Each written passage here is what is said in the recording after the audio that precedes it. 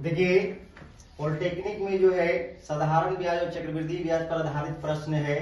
क्या कहा है कि किसी राशि पर 2 वर्षों में साधारण ब्याज जो है 60 रुपया दे दिया है तथा चक्रवृद्धि ब्याज जो है 66 रुपया दे दिया है।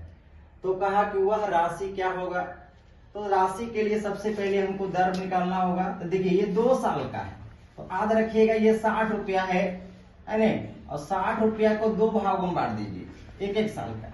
तो ये कितना होगा, एक वो पर 30 रुपया होगा एक साल का, एक पर क्या होगा 30 रुपया।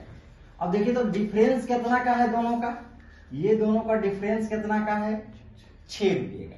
तो लिखेंगे 6 बटे पहला मूलधन 30 और परसेंटेज मतलब क्या होता है 100, परसेंटेज मतलब 100।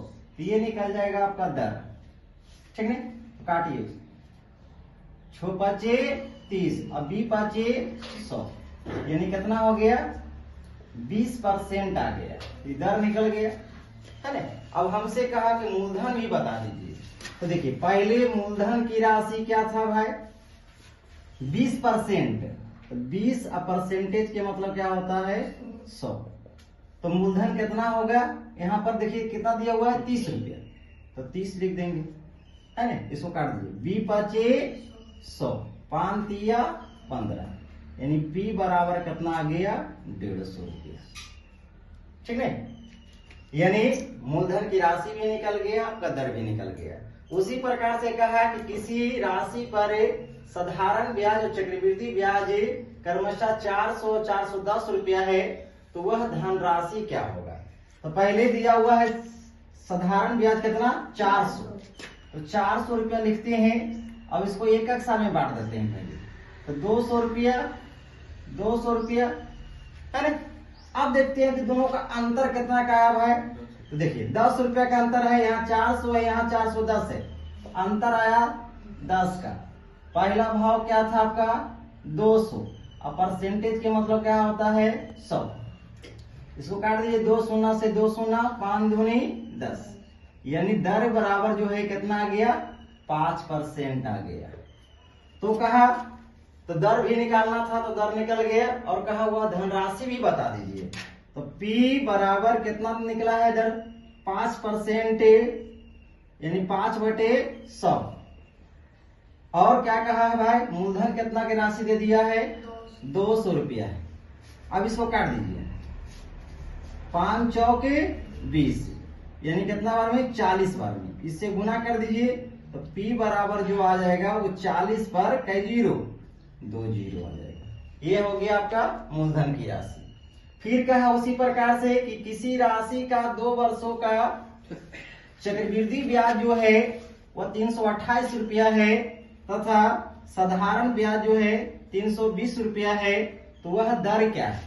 तो दर के लिए बताए थे कि सबसे पहले क्या करना है, जो मूलधन की राशि ब्याज है उसको देखिए। तो ब्याज कितना है 320 रुपया, इसको 2 भागों में बांट दीजिए तो एक साल का निकल जाएगा। तो कितना हो जाएगा 160 और कितना हो जाएगा 160। अब देखिए दोनों में डिफरेंस कितना का है 8 रुपया का, तो 8 बटे 160 और गुनी 100।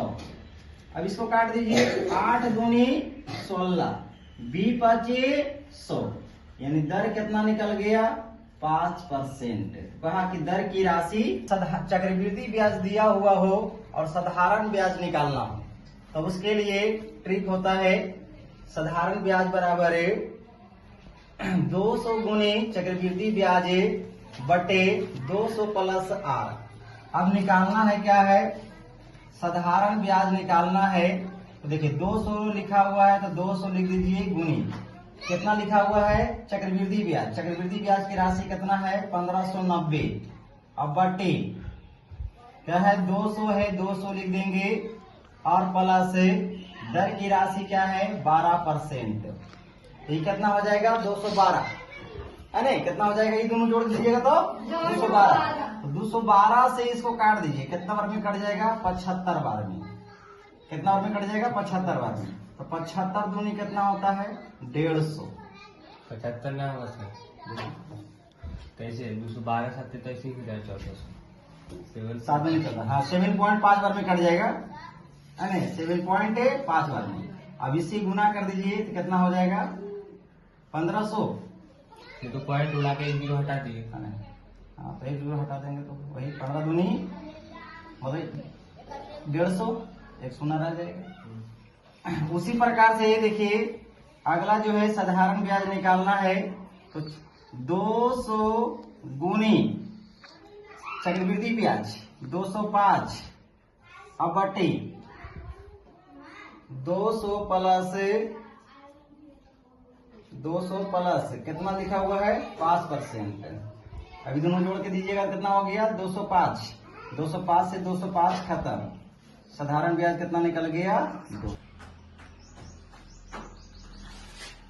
देखिए चक्रवृद्धि ब्याज का जो है 3 तक क्वेश्चन बताए। चौथा क्वेश्चन जो है कहा कि किसी धन पर 2 वर्षों में 5% वार्षिक दर से साधारण ब्याज की राशि जो है दे दिया है। तो कहा है कि हमसे ने कि चक्रवृद्धि ब्याज की राशि क्या होगा। तो चक्रवृद्धि ब्याज की राशि यानी CI बराबर होता है SI प्लस SI गुनी R बटे 100। ठीक है, ये आपका फॉर्मूला हो गया, या फिर आप डायरेक्ट भी बना सकते हैं। तो देखिए SI कितना हो गया इसमें 200 रुपया प्लस SI कितना हो गया 200 और गुने R कितना हो गया 2 वर्ष। इससे पहले जो फॉर्मूला थे उसको बना दिया।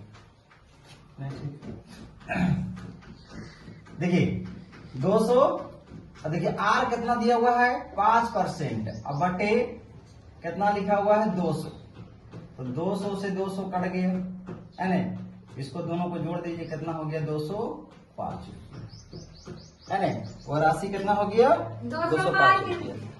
उसी प्रकार से फिर से देखिए, तो देखिए क्या क्रिया है कि चक्रवृद्धि ब्याज की राशि आपसे पूछ रहा है। साधारण ब्याज कितना दिया है 400 प्लस 400 अगुनी प्रतिशत कितना है कई परसेंट 10%। अब बटे में क्या 200 है ना, इसको काट दीजिए 2 दूनी 4, ये कितना हो गया 10 दूनी 20, यानी 400 में जोड़ दीजिए कितना हो गया 420। उसी प्रकार से कहा है कि 200 रुपया की राशि है 200 रुपया लिख देंगे और प्लस 200 अगुनी दर कितना है 10 % फिर क्या कहा नीचे में कितना रहता है 200 रुपया 2 साल के लिए 2 वर्ष। यहाँ पर देखिए काट दीजिए, अब इसको जोड़ दीजिए कितना हो गया 210 रुपया।